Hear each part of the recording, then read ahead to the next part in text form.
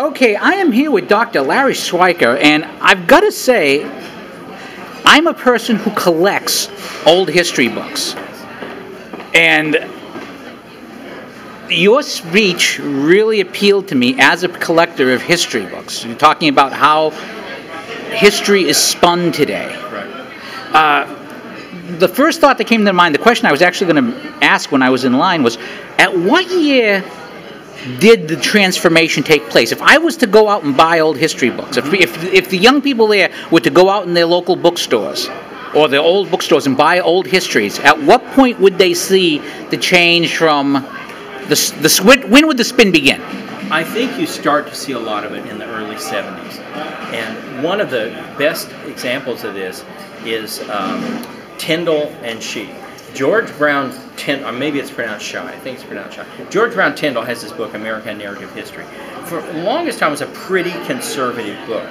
But as he got older, he needed to take on a younger co-writer, and he brought in David Shy, and Shy started moving the book further and further to the left, till at this point, it's now, especially sections on Reagan, are some of the worst sections of the examples that I looked at anywhere.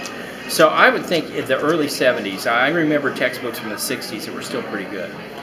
Now, one of the things, I think the textbooks are part of the entire culture war. Correct. Changing the perception, the thought that something could be different than where it is. Correct. You were giving examples like the consensus once was that, you know, the malaria was not caused by mosquitoes. For example, during the invasion of Mexico, they camped their soldiers. The U.S. camped their soldiers, Winfield Scott, on the beach because they thought the sea air would be healthier, but actually it blew away the mosquitoes, which saved the day.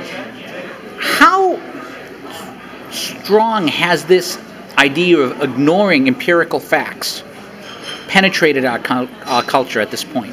I think it's a little bit worse than it was before. In previous eras, you would get something like this, and it might be confined to one area, like malaria, or as we talked about, the notion that heart attacks were caused by high cholesterol, which you've got to get rid of all proteins and got to substitute carbs. I think part of the problem now is that, unlike before, usually before with the mosquitoes and so forth, this is a group of scientists who had ideas based on scientific ideas that they had, not necessarily on political ideas.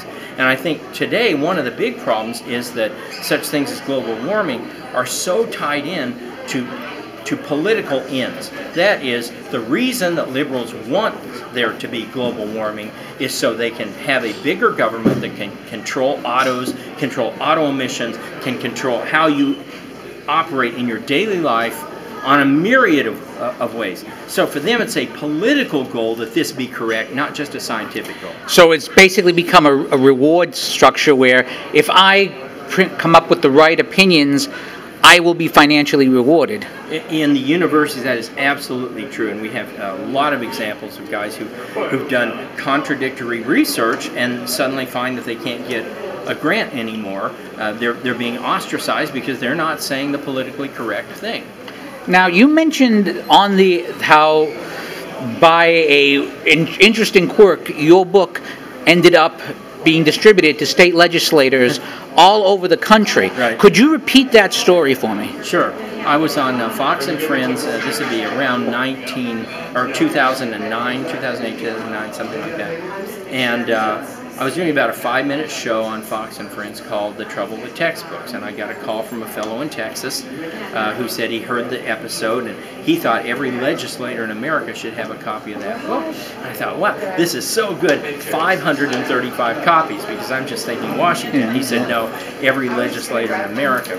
So I thought he was crazy. I said, well, you know, that would cost a lot of money. And he said, how much do you think $100,000 will get us? And so he bought 7,600 hardcover copies of 48 Liberal Lies, shipped them to Dayton, where over a 3-day period, he provided the postage. We signed and mailed out all 7,680 copies to every legislator in America. Now, by an odd coincidence, the legislatures since that time have become much more conservative. Well, so, there you go. Do you want to take any credit for that? I wasn't going to suggest that, but I will allow you to do so.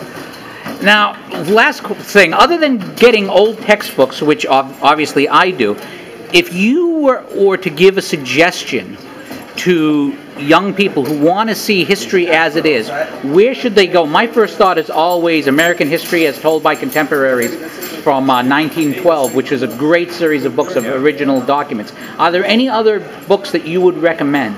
Well, I mean, obviously I recommend A Patriot's History of the United States, not just because of our references to primary sources, but because it gives a lot of context and because it's interesting.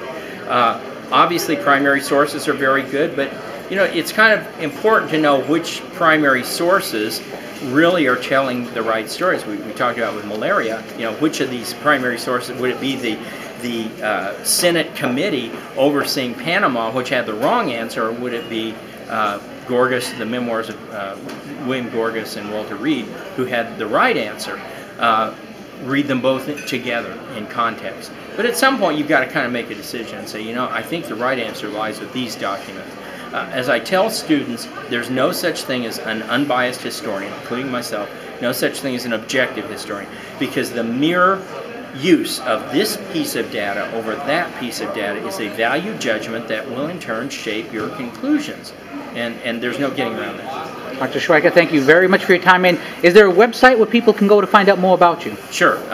PatriotsHistoryUSA.com. Okay, thank you most kindly again. Thank you.